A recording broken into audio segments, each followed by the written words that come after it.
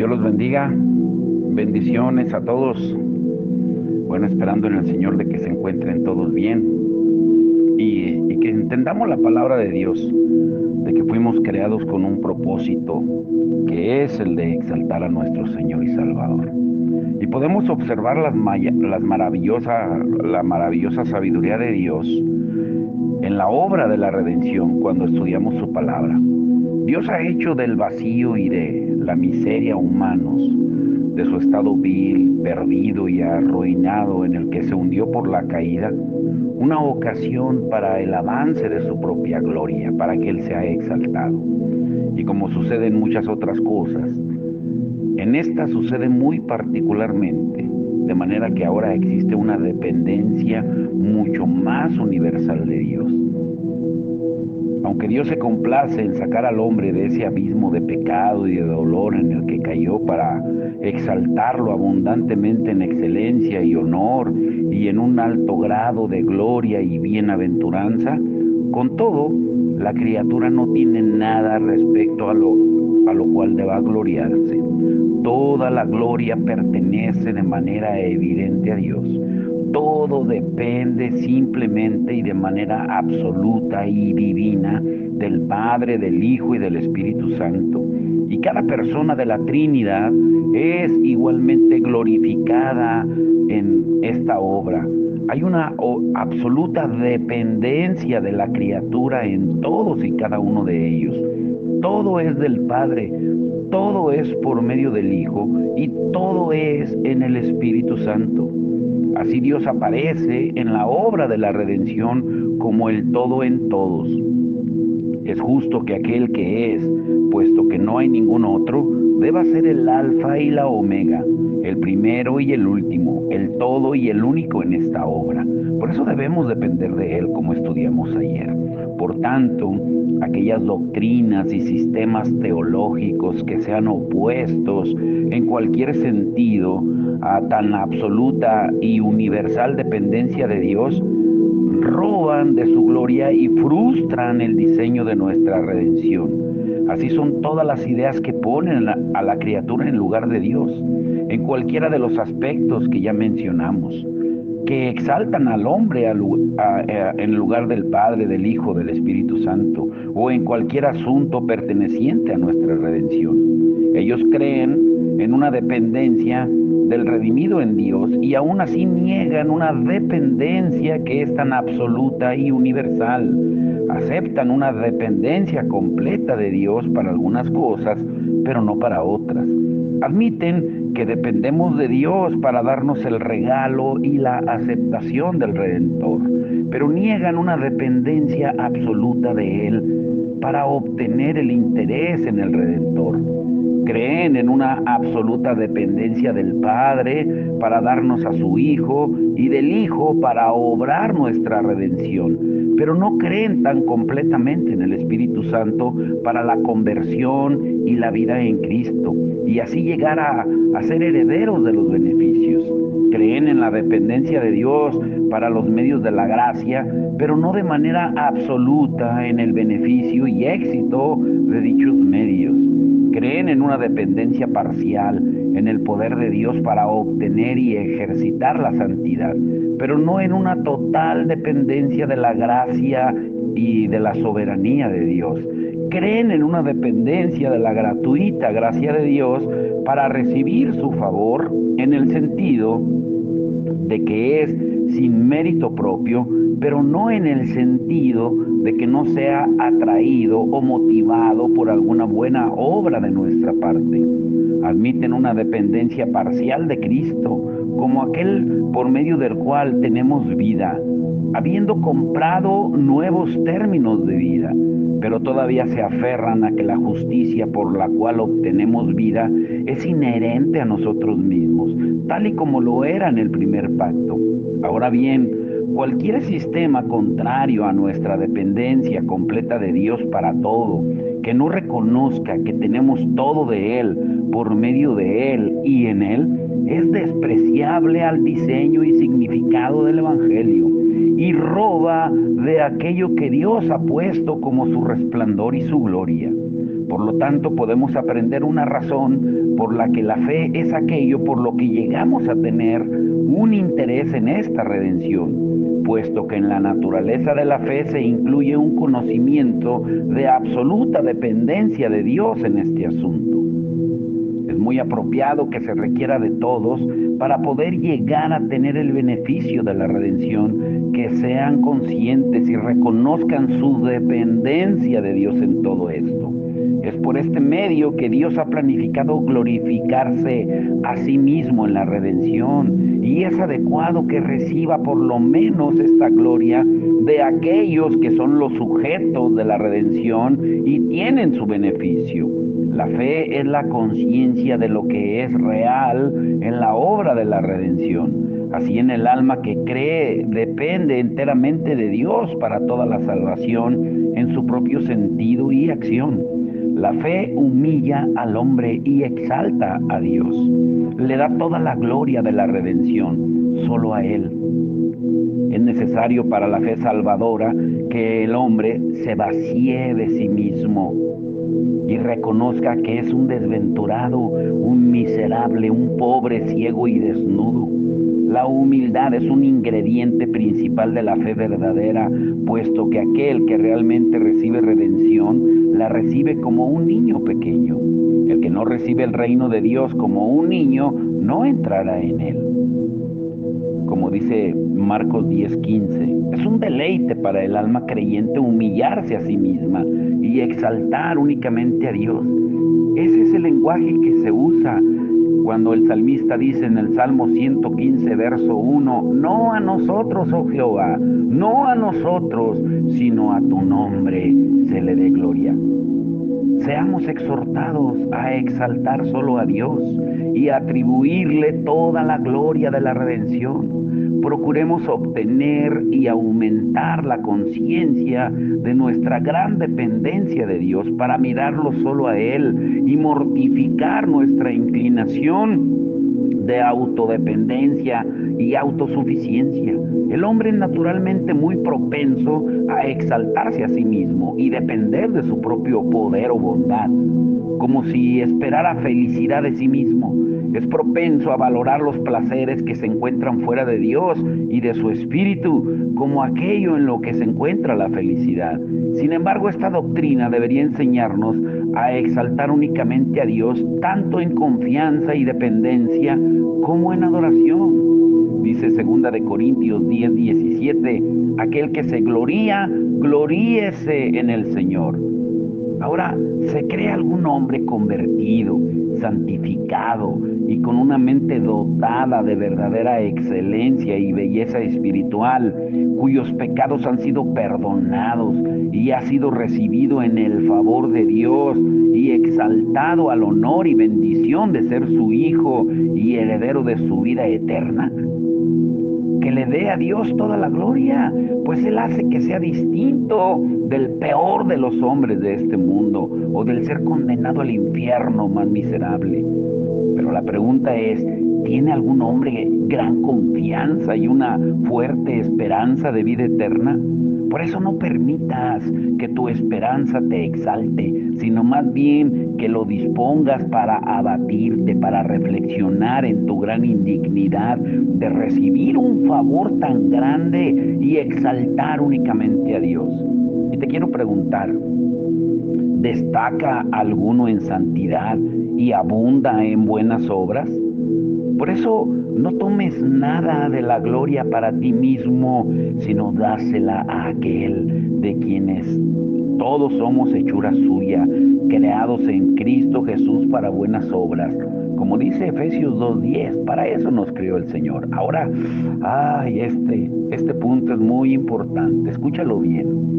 Si la palabra dice que tenemos que ser dependientes de Dios, pero ¿cuál es la primera y más grave señal de independencia de Dios?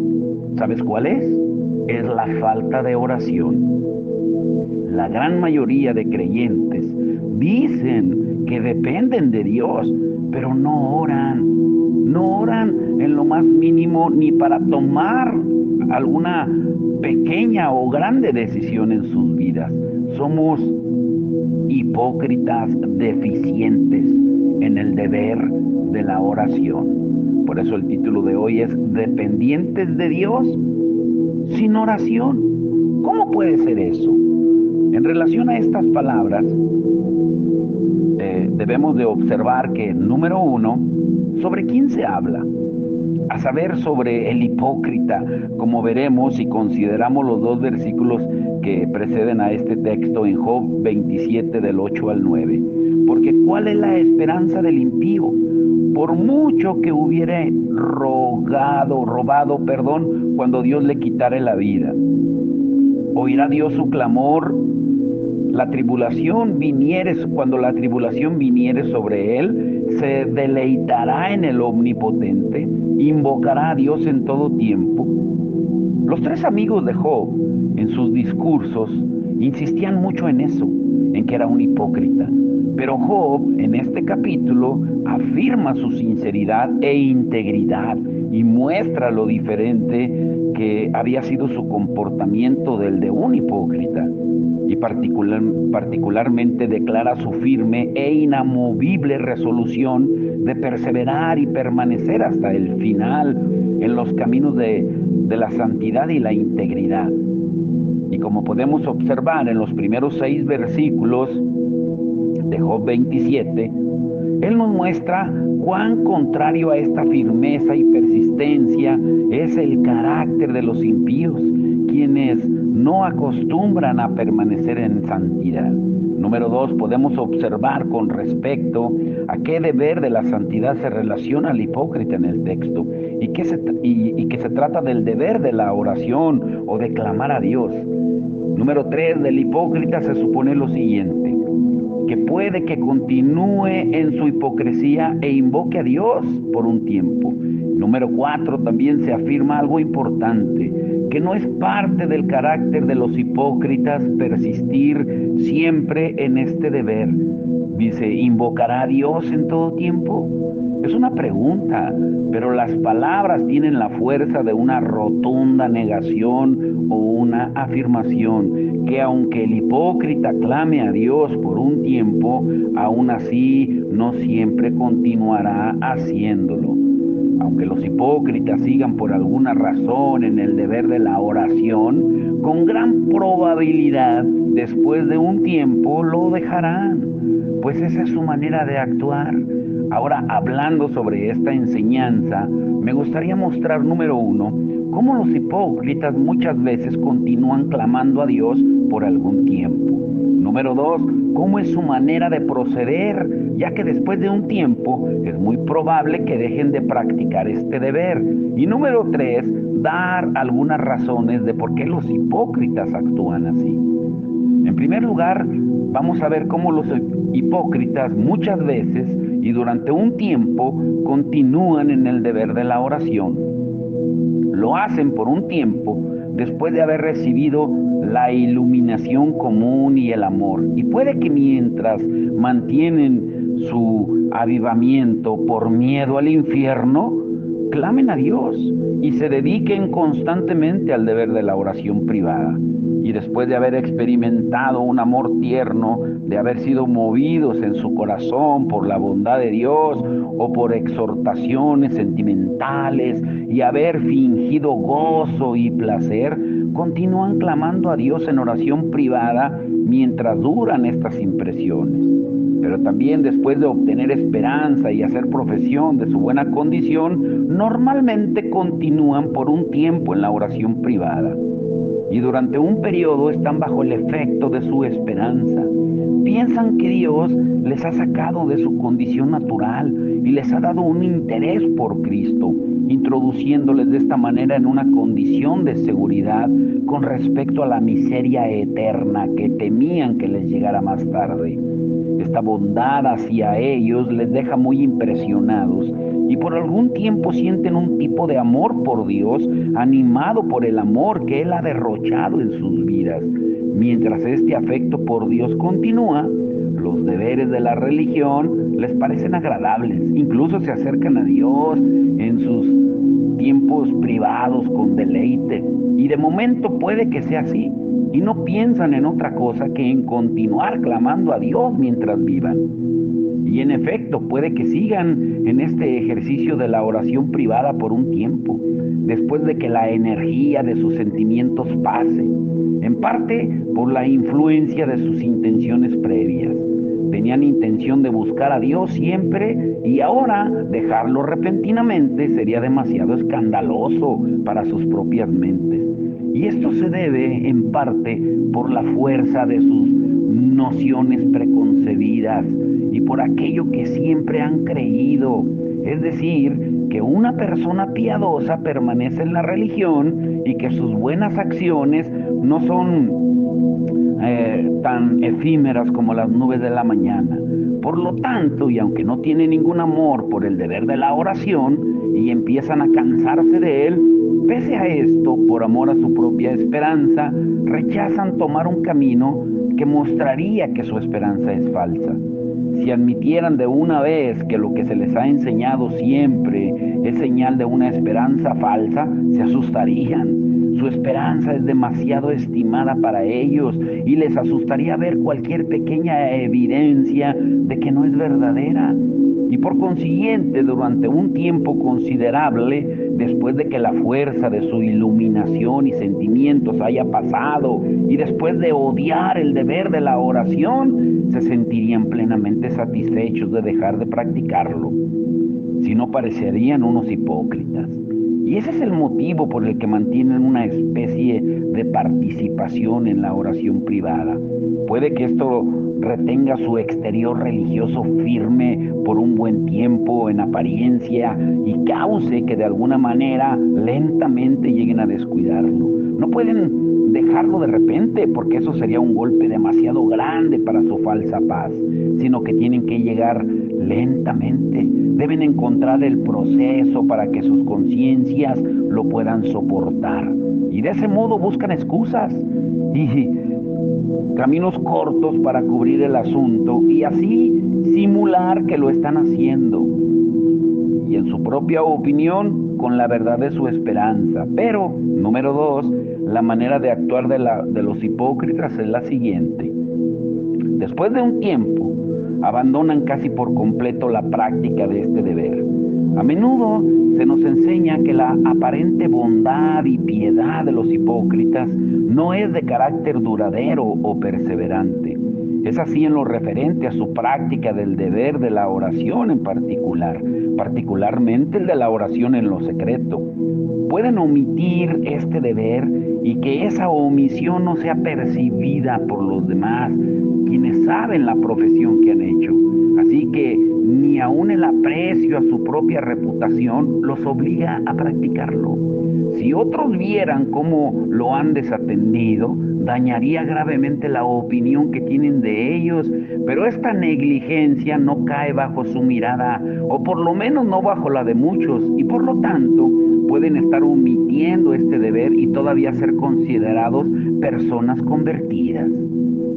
Los hombres de esta naturaleza pueden llegar a desatender la oración privada gradualmente, sin que esto conmocione su paz, porque aunque ciertamente para una persona convertida vivir en gran medida sin oración privada está muy lejos de la idea que una vez tuvieron de un auténtico convertido, con todo, poco a poco encuentran maneras de alterar sus ideas y hacer que sus principios se adapten a sus inclinaciones.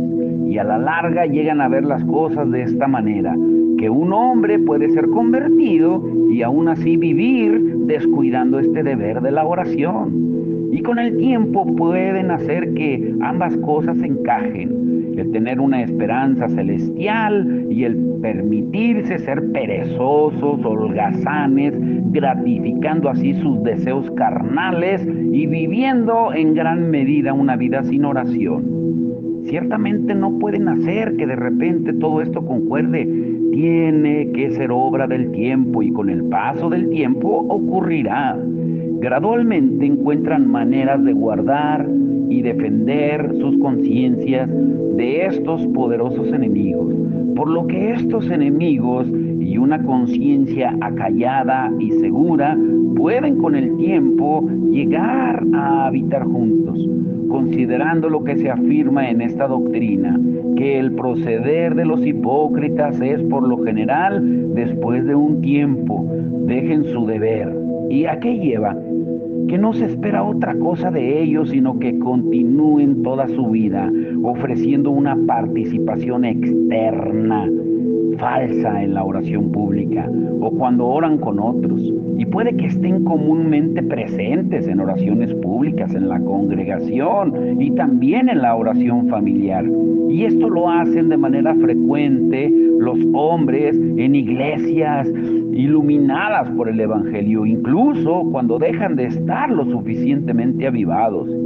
Algunas personas mezquinas, quienes ni siquiera fingen una religión verdadera, comúnmente asisten a oraciones públicas en la congregación e incluso a otras más privadas en las familias donde viven, a no ser que los deseos carnales interfieran o que sus placeres y entretenimientos o sus amigos vanidosos los llamen. Y es entonces cuando no le dan importancia a desatender la oración familiar. De otra manera continuarían practicando la oración durante toda su vida, aunque ciertamente se podría decir de ellos que no han clamado a Dios, porque la verdadera oración y la forma de practicarla no es la suya. Están presentes solo por el beneficio que les aporta o por aparentar que cumplen ante los otros. Y puede que estén presentes en estas oraciones. Sin embargo, ellos no tienen una oración personal adecuada. Muchos de los que se podría decir como en Job 15:4, que disipan el temor y menoscaban la oración delante de Dios, están frecuentemente presentes en oraciones públicas y familiares. Sin embargo, han dejado en gran medida la práctica de la oración y llegan a ese punto poco a poco.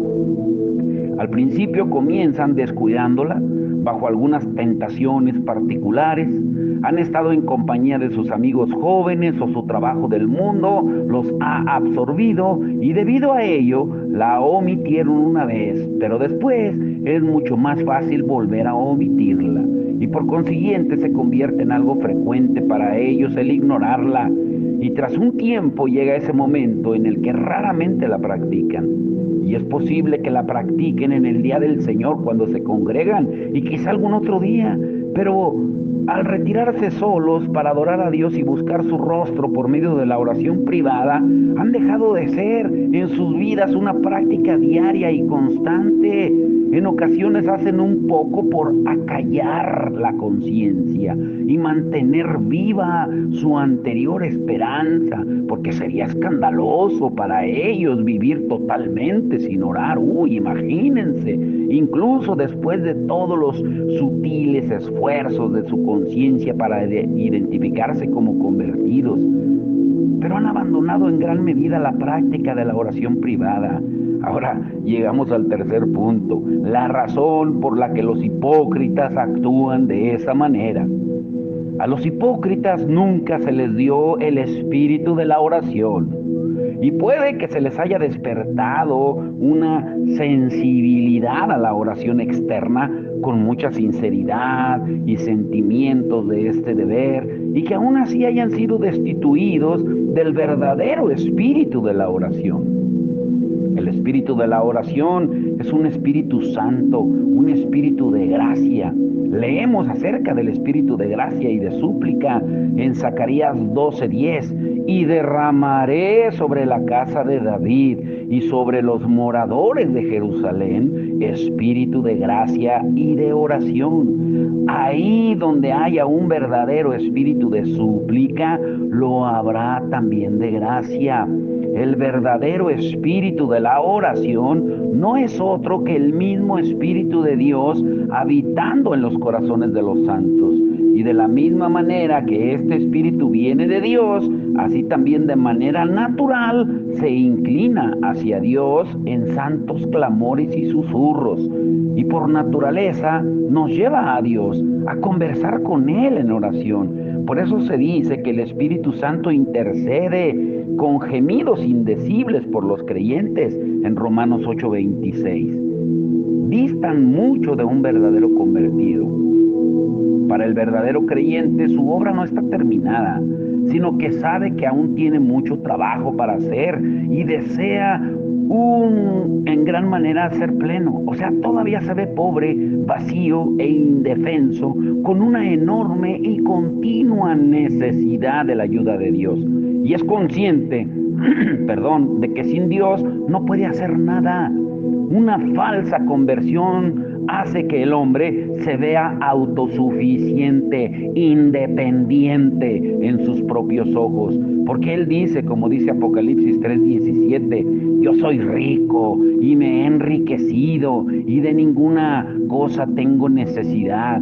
Y no sabes que tú eres un desventurado, miserable, pobre, ciego y desnudo. Sin embargo, después de una verdadera conversión, el alma es consciente de su propia impotencia y su vacío, tal y como es la realidad de estar sin Cristo. Y esa percepción de su propia miseria va en aumento cada día. Todavía es consciente de su dependencia universal de Dios para todas las cosas. Pero un auténtico convertido es consciente de que su corazón es muy imperfecto y de que está muy lejos de tener todo lo que desea. En lugar de eso, a raíz de la conversión, han nacido en él deseos que antes no había tenido nunca. Ahora encuentra que tiene deseos santos y hambre y sed de justicia, así como un anhelo de conocer a Dios y tener comunión con Él. Y advierte que todavía hay mucho trabajo por hacer ante el trono de la gracia, por lo que su labor hacia la perfección ha aumentado y no disminuido desde su conversión. El hipócrita se atreve a descuidar un deber tan básico como la oración privada, porque tiene una gran autoconfianza de su condición ante Dios. La descuida más ahora que cuando el mandamiento divino obraba su conciencia. El mandamiento que requiere la práctica del deber de la oración es muy claro. Jesús dijo en Mateo 26:41, velad y orad para que no entréis en tentación. Y Efesios 6:18 dice, orando en todo tiempo, con toda oración y súplica en el Espíritu, y velando en ello con toda perseverancia y súplica por todos los santos. Y Jesús dijo en Mateo 6:6, mas tú cuando ores, entra en tu aposento y cerrada la puerta, ora a tu Padre que está en secreto. Mientras el hipócrita estaba bajo su propio temor, en continuo peligro del infierno, no se atrevió a desobedecer estos mandatos. Pero puesto que ahora cree que está a salvo del infierno, se ha vuelto atrevido y se atreve a vivir descuidando el mandamiento más claro de la Biblia, el tener comunión con el Señor, el orar. Es el proceder de los hipócritas volver a prácticas pecaminosas después de un tiempo, lo cual les llevará a dejar de orar. Al principio de su convicción reformaron sus vidas y sus comportamientos y fueron ejemplares. Esta forma continúa quizá por un poco de tiempo después de su supuesta conversión, mientras están muy afectados por la esperanza y la falsa comodidad. Pero al ir muriendo estas cosas, sus viejos deseos reviven y así gradualmente vuelven, como dice la palabra, como el perro al vómito y la puerca lavada a revolcarse en el cielo, como dice 2 de Pedro 2:22. Regresan a sus prácticas sensuales, a sus prácticas mundanas, a sus actos de orgullo y contención como antes. Y no cabe duda de que todo esto les hace olvidar su aposento privado. El pecado y la oración no pueden pueden caminar juntos. Si un hombre es constante en el deber de la oración, normalmente le va a refrenar de pecar deliberadamente. Del mismo modo, si se permiten las prácticas pecaminosas, pues eso lo va a alejar de la oración. Intentará pensar en otra cosa para evitar practicar ese deber de orar con Dios, de humillarse con Él. Aquel que sabe que vive en pecado contra Dios, pues no estará interesado en presentarse diariamente ante Él. Más bien será propenso a huir de su presencia como Adán, escondiéndose, que habiendo comido el fruto prohibido, huyó de Dios, escondiéndose entre los árboles del jardín. Mantener el deber de la oración después de haber dado rienda suelta a sus deseos pecaminosos suele llevar a una profunda inquietud de la conciencia del hombre. Si entrara en la presencia de Dios para hablar con Él, inmediatamente después de haber pecado, su conciencia testificaría en su contra, oponiéndose a sus faltas. Y este es el motivo por el que los hipócritas, cuando permiten la entrada de sus prácticas malvadas en sus vidas, excluyen la oración de su andar diario. Los hipócritas nunca contaron con el esfuerzo que supone o que debe de llevar la perseverancia en buscar a Dios y seguirle hasta el final de sus vidas. Continuar constante en la oración con toda persistencia hasta el final requiere mucho cuidado, vigilancia y trabajo, porque hay una gran oposición en la carne, en el mundo, el diablo y en muchas tentaciones que encuentra el cristiano para abandonar dicha práctica. Pero aquel que persevere en ella debe esforzarse. Los hipócritas nunca contaron con el costo de dicho trabajo, es decir, nunca estuvieron preparados en la disposición de su mente para dar sus vidas al servicio a Dios y los deberes de la religión. Por lo tanto, no es de sorprender si se cansan y lo dejan después de haber perseverado por un tiempo, cuando sus emociones han decaído y se dan cuenta de que la oración les resulta fastidiosa, aburrida y pesada. Por último, los hipócritas no tienen interés en las misericordiosas promesas que Dios ha dado a su pueblo, ni en los suministros espirituales que son necesarios para mantenerlos en el camino de su deber hasta el final. Dios ha prometido a los verdaderos santos que no se apartarían de Él. En Jeremías 32:40, y pondré mi temor en el corazón de ellos para que no se aparten de mí. Él ha prometido mantenerlos en el camino de su deber. Dice Primera de Tesalonicenses 5:23, y el mismo Dios de paz os santifique por completo, y todo vuestro ser, espíritu, alma y cuerpo sea guardado irreprensible para la venida de nuestro Señor Jesucristo. Fiel es el que os llama, el cual también lo hará. Pero los hipócritas no tienen interés alguno en estas cosas y otras muchas promesas similares, y por lo tanto son propensos a abandonarlas. Si Dios no sostuviera a los hombres, no habría dependencia alguna en su constancia. Si el Espíritu de Dios los dejara, pronto se harían descuidados y profanos, y llegaría el final de su aparente devoción y piedad. Quedarían al descubierto tal y como son. Ahora, Señor, para mañana abróchense los cinturones. Mañana veremos de verdad cómo muchas veces nuestras oraciones suenan tan hipócritas delante del Señor. ¿Cómo somos tan incongruentes en el deber de la oración cuando sabemos de que es un mandato de Dios, que Dios no lo demanda? Por eso, nunca olvides de que debemos ser dependientes de Dios en oración. Por eso el título paradójico de hoy: dependientes de Dios sin oración. Imagínate a tu esposa, que es una dependiente tuya, porque tu deber como hombre es sostenerla, es mantenerla, proveerle lo que necesita, pero que fuera una dependiente tuya que recibe solo los beneficios, pero que nunca te habla. ¿Qué sentirías? Padre, en el nombre de Jesús, te damos gracias por tu amor, tu misericordia. Señor, gracias porque tú nos hablas a tiempo y afuera de tiempo, Señor. Señor, porque la oración es un deleite cuando lo vemos a la luz de tu palabra. La oración, Señor, es el gozo de nuestro espíritu, de tener comunión con tu espíritu. Porque cuando nacemos de nuevo, lo que nace de nuevo es nuestro espíritu, que se une de nuevo al tuyo, tal y como fue ideado y creado en el estado original, Señor. Hoy te rogamos que así como Zacarías 12:10 dice, que despierte, Señor, en nosotros un espíritu de oración y de gracia para tener comunión contigo, Señor. Señor, y perdónanos, Señor, la indiferencia que hemos tenido contigo al no orar, al no platicar contigo, Señor. Pero hoy nos volvemos a ti.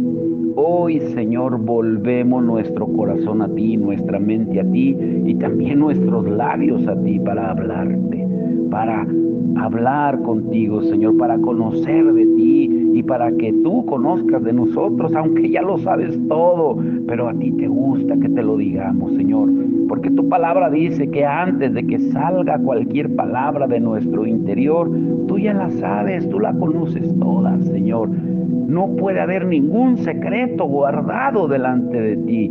Por eso, Señor, que podamos tener ese espíritu de gracia, de oración, todos los días cuando escuchamos tu palabra, cuando nos alimentas como hoy, para que podamos tener esa comunión y seguir tu ejemplo.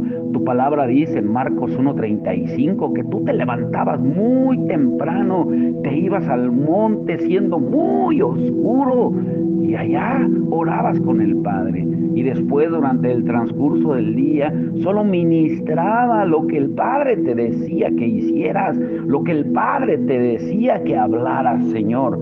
Que podamos seguir ese ejemplo cada uno de nosotros, alimentarnos de tu palabra, pasar un tiempo a solas contigo, derramar nuestro corazón delante de tu presencia y decirte, como decía Moisés, si tu presencia no va con nosotros, Señor, no nos moveremos de aquí.